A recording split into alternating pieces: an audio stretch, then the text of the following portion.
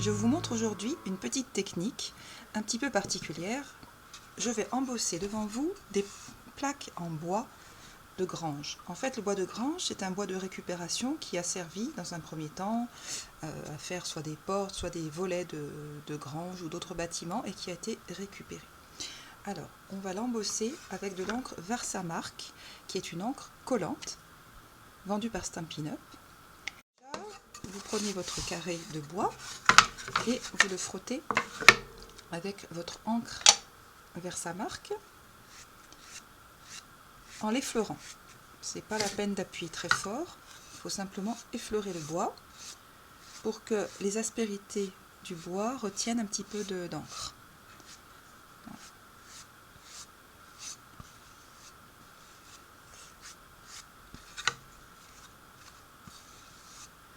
Je prends ensuite ma poudre à embosser.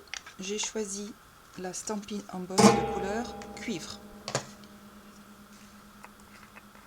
Alors, je vais me mettre sur un petit papier pour éviter de gaspiller trop de poudre. Je vais essayer de la récupérer.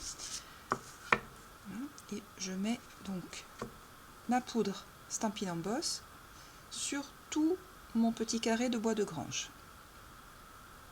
Voilà, il y a pratiquement tout le pot qui va y passer. C'est pas un problème puisqu'on va tout récupérer ensuite.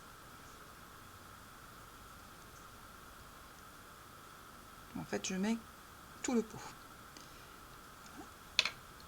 Je secoue au-dessus de ma petite feuille. Et vous voyez, la poudre s'est accrochée aux endroits où il y avait au préalable la colle Versamark, l'encre Versamark. Et je vais chauffer directement le bois avec mon pistolet chauffant.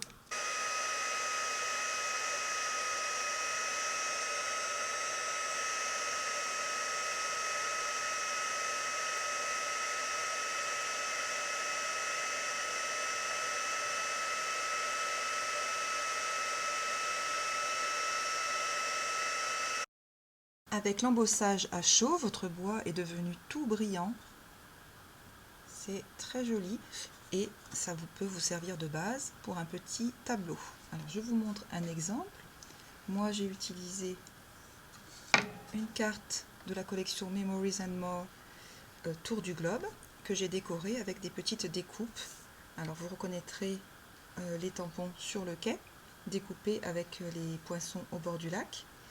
J'ai entouré ma carte de petits angles qui s'appellent coins antiques et une petite découpe avec du papier doré. En haut, comme il y avait des trous dans mon bois, j'ai pu mettre une petite cordelette afin de suspendre mon tableau.